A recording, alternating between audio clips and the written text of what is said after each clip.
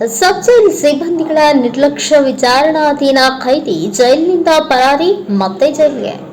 Chikkodi police ಠಾಣಾ ವ್ಯಾಪ್ತಿಯ ಪ್ರಕರಣಗಳಲ್ಲಿ ಚಿಕ್ಕೋಡಿ ನ್ಯಾಯಾಲಯ ಆದೇಶದ ಮೇರೆಗೆ ಗೋಕಾಕ್ ಉಪ ಕಾರಾಗೃಹಕ್ಕೆ ತಂದು ಹಾಕಿದ ವಿಚಾರಣಾಧೀನ ಖೈದಿ ಉಪ ಕಾರಾಗೃಹದಿಂದ ಪರಾರಿಯಾಗಿ ಮತ್ತೆ ಸಾರ್ವಜನಿಕರ ಸಹಾಯದಿಂದ ಜೈಲು ಸೇರಿದ ಘಟನೆ ಗೋಕಾಕ್ನಲ್ಲಿ ನಡೆದಿದೆ.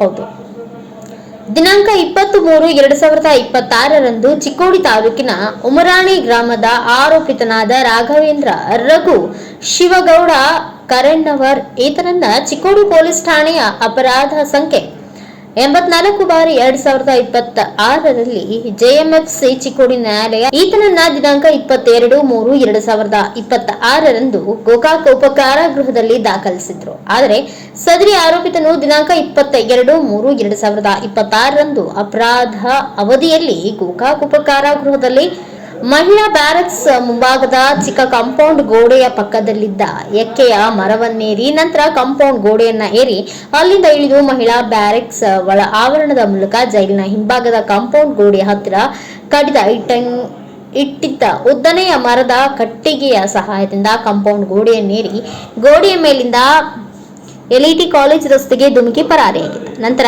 ಯರಗಟ್ಟಿಗೆ ಹೋಗಿದ್ದ. ಅಲ್ಲಿ ಸ್ಥಳೀಯರ ಮಾಹಿತಿ ಮತ್ತು ಯರಗಟ್ಟಿ ಪೊಲೀಸ್ ಸಹಾಯದಿಂದ ಪರಾರಿಯಾಗಿದ್ದ ವಿಚಾರಣಾಧೀನ ಖೈದಿ ಮತ್ತೆ ಜೈಲು ಸೇರಿದ್ದಾರೆ. ಗೋಕಾಕ್ ನಗರ ಪೊಲೀಸರು ಪ್ರಕರಣ ದಾಖಲಿಸಿದ್ದಾರೆ. ಬ್ಯೂರೋ ರಿಪೋರ್ಟ್ ಮನೋಹರ್ ಮೇಗೇರಿ, ಭಾರತ ವೈಭವ news, Gokak. Thanks for watching. Read, discuss and debate with editor Dr. Yan Prashant Rao. Wanted reporters in print, digital and visual media for Bharat Vaibhav Daily Newspaper, BV News 5 Channel and BV Fast Web News from all the talukas of Karnataka, Goa and Maharashtra. If interested, send your resume to 9019229369.